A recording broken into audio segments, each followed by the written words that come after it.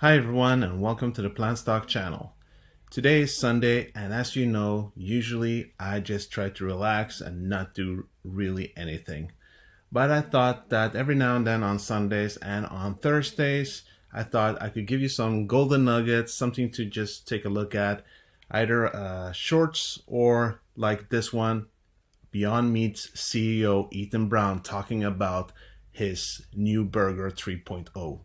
And I thought that would be interesting considering what's going on right now with Beyond Meat. And it might give you some peace of mind knowing that this is a great company and that in the future, since the whole point of Beyond Meat is to create a product that is healthier for you, but that is very similar to meat and with time cheaper than meat.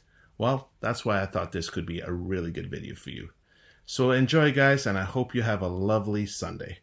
Beyond Meat founder and CEO Ethan Brown, always good to see you. A little bit different setting. I'm in my Yahoo Finance vest. You're chilling over there. You're in your office.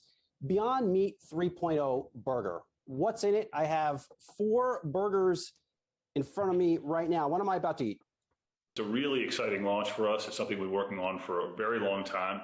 As you know, we've set this internal goal in the company to constantly iterate our products and to replace those on the shelf today with better versions as we go forward. And I'm very proud of this 3.0 burger. It delivers benefits from a taste and aroma and texture perspective, but it also delivers very strong health benefits. It has fewer calories, has less fat, less saturated fat. I think 35% less fat, 35% less saturated fat than ground beef. So it's healthier for you. It tastes great. We did these really exhaustive consumer studies around this in terms of tests and large statistically significant populations.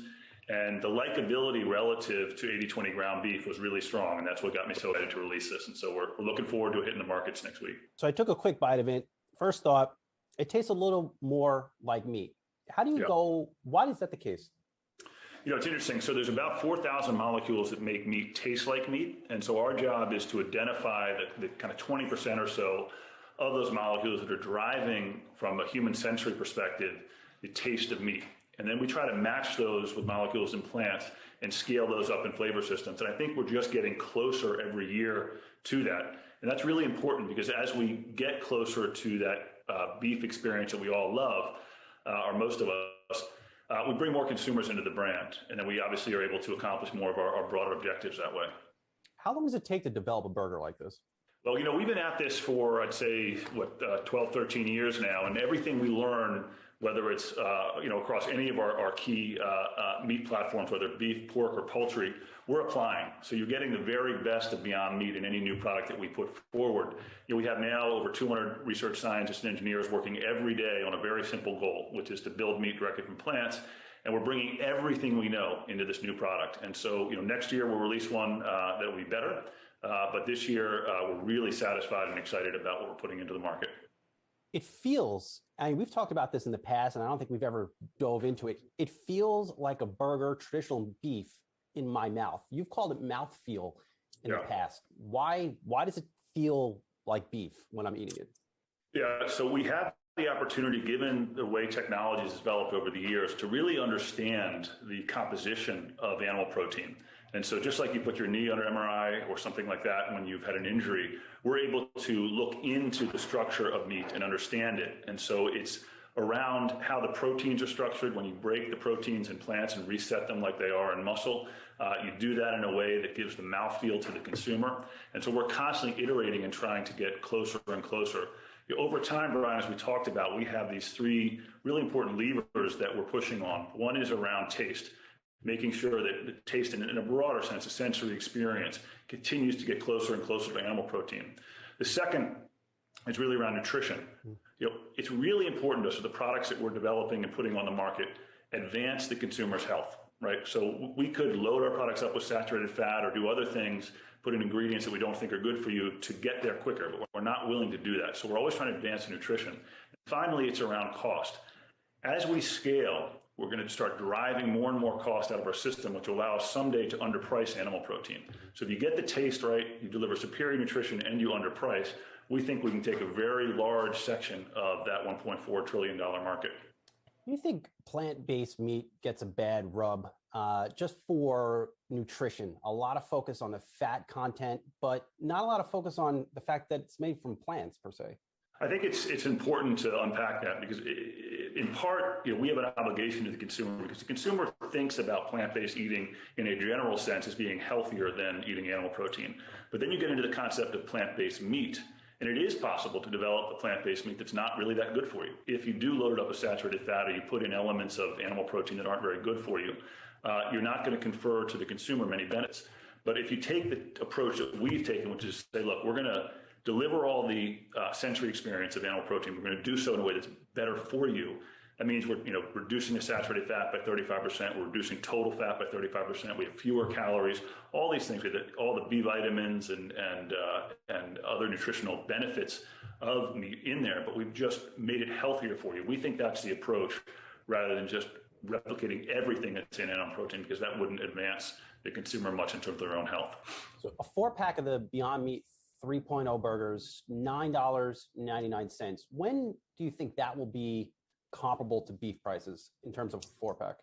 Right. So I think two things are happening. One is, as more and more pressure is exerted on the animal agricultural supply chain, you'll start to see, higher prices on the beef side, and that'll come and go. There'll be waves to that.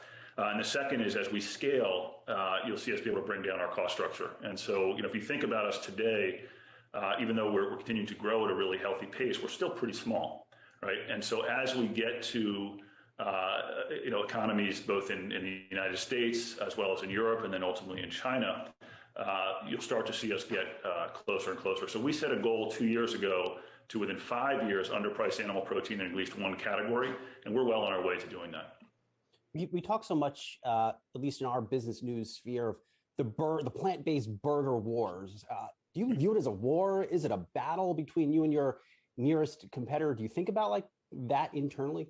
I mean, I'd love to compete. I think the NBA would be a pretty boring place if there were only one team. And so competition is really healthy. It fuels us. And we're all after the same thing, which is to develop products that are going to serve both the consumer and the world. But sure, I mean, we want to be that group of people that separates meat from animals and leaves this lasting benefit to the world. So it just pushes us to move quicker, invest more. And so I think it's, overall something that's very positive. But I don't view it as a war. I just view it as healthy competition. And that's, never something we shy away from, particularly as long as we're winning. Last one before we go, Ethan. We haven't talked since you came out and you announced you're opening in this big, beautiful campus, new headquarters for Beyond Meat. Why was it so important for you to put a flag in the ground saying we want people to come back to the office? And you know what? We're going to build this big new campus. Thank you. That's a great question. And I think, when the pandemic first hit, and I love Zoom and friendly with the founder and think it's an amazing technology that can really bring a lot of good into the world in terms of reducing travel and things of that nature. But, as time wears on, you do need to keep that intensity and that focus and that sense of teamwork. You need to be in person with people. And I feel really strongly about that there's only so much you can accomplish over video. And ours is such an emotional and highly focused effort to try to do something that hasn't been done before. And to do that remotely is difficult. And so I want to bring everyone back together in this state-of-the-art campus. It's a beautiful structure. It's right across from the Lakeland facility, actually, here in Los Angeles. And it'll be a place that people want to be. It's architecturally beautiful. We want to attract the very best and brightest talent of this generation to come work at Beyond Meat and solve this issue. And we wanted that to be a physical manifestation of the excellence that we really pursue here at Beyond Meat. Well, you'll have to have me down and grill me up some of these burgers, Ethan Brown, because they're really quite good. And I could spend another 25 minutes asking you about these things, but I will not. Ethan Brown, Beyond Meat founder and CEO, always good to see you. Stay safe and enjoy grilling season. Thank you. Great to see you. Thanks very much.